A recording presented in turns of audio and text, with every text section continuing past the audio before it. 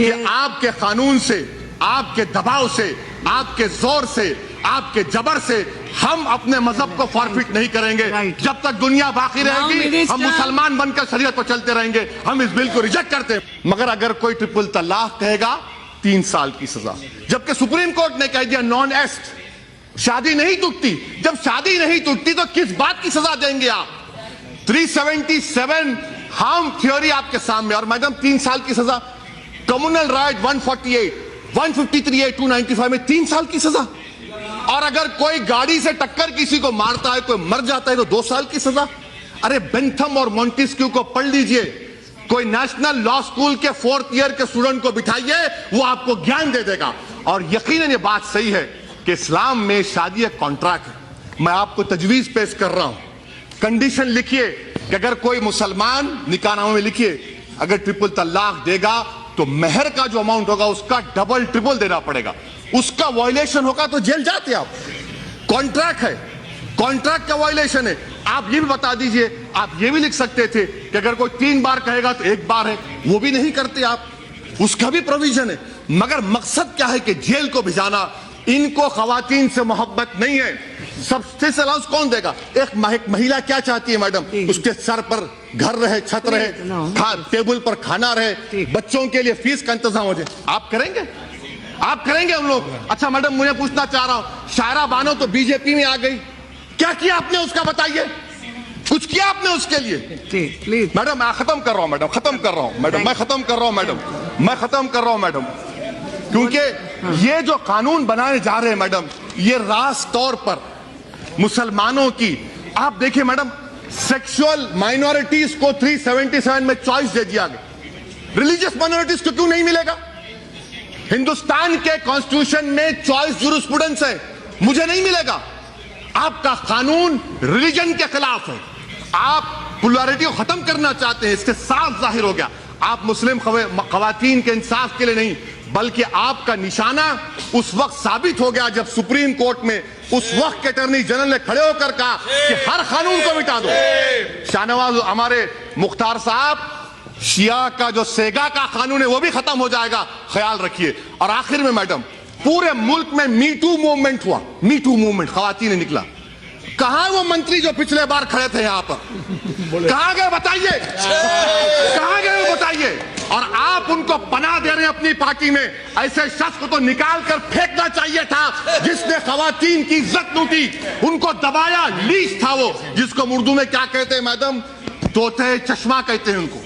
ایسے لوگوں کو آپ نے پناہ دی اور آپ آ کر ہم کو آئینہ دکھا رہے ہیں. میڈم اب آپ دیکھیے میڈم، یہ میں کیوں کہہ رہا ہوں، ہمارے پاس ملک میں 84% ہندو مہیلا بچیاں 10 سال کی شادی ہوتی ہے. قانون نہیں بنا دی ہم، کیا ہوا؟ کیا ہوا بتائیے؟ یہ کون کرے گا اس کا بات؟ ڈیزرشن میڈم سن لیجیے، ڈیزرشن، میں آخر 1 منٹ، ڈیزرشن کا قانون ہے. 20 لاکھ ہندو مہیلائیں ڈیزرٹروں کا قانون بنائیے نا. قانون بنا ہوا ہے، کیا ہوا؟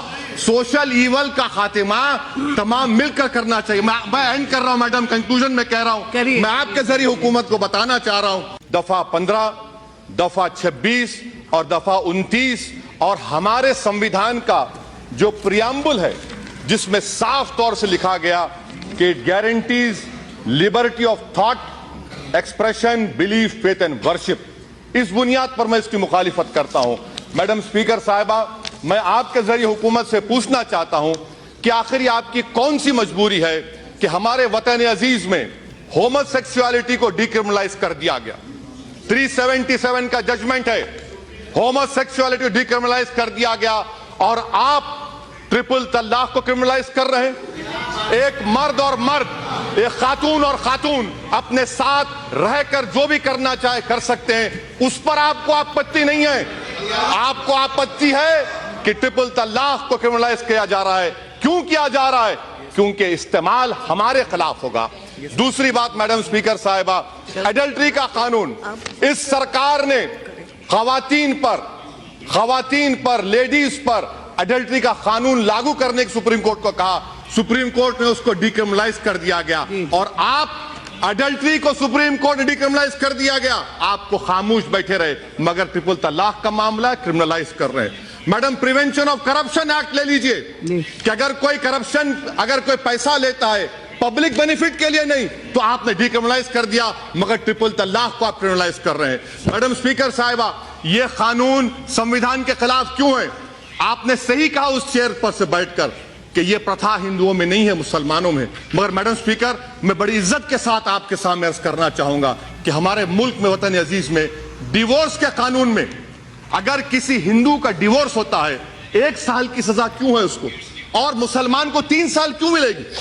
क्या ये आर्टिकल 14 का वायलेशन नहीं है? मैडम, ये कानून 377 में हार्म थ्योरी को एस्पाउस किया गया, हार्म थ्योरी के खिलाफ है ये एक्ट।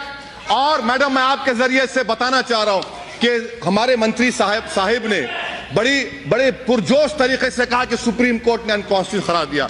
मैं आपके जरिए से उनसे सीखना चाह रहा हूं, जजमेंट का कौन सा हिस्सा है बता दीजिए जहां पर मेजॉरिटी जजमेंट ने ट्रिपल तलाक को अनकॉन्स्टिट्यूशनल कहा गया। खुदा के लिए कम से कम सुप्रीम कोर्ट का नाम लेकर इस ऐवान को मिसगाइड मत करिए। मैडम स्पीकर, मैं आपके जरिए हुकूमत से पूछना चाह रहा हूं, बेंथम ने क्या कहा, मॉन्टेस्क्यू ने क्या कहा? मॉन्टेस्क्यू ने कहा कि अगर कानून की जरूरत नहीं है, कानून बनाएंगे तो टिरनी है। आप टिरनी का आगाज कर रहे हैं। मैं हुकूमत के जरिए आपसे पूछना चाहूंगा मैडम कि मैडम, मैं जरा सुन लीजिए मैडम, मेरा प्लीज सुन लीजिए मैडम। ट्राइबल्स को आपने हिंदू मैरिज एक्ट से मुस्तस्ना रखा, क्यों रखा आपने?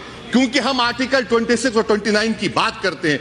मैं अभी मैडम यहां पर इतने बड़े बड़े काबिल लोगों से सुना कुरान के बारे में, हम क्या कहते हैं जो कुरान के बारे में, उनको फजीलतुल शेख कहते हैं, शेखा कहते हैं।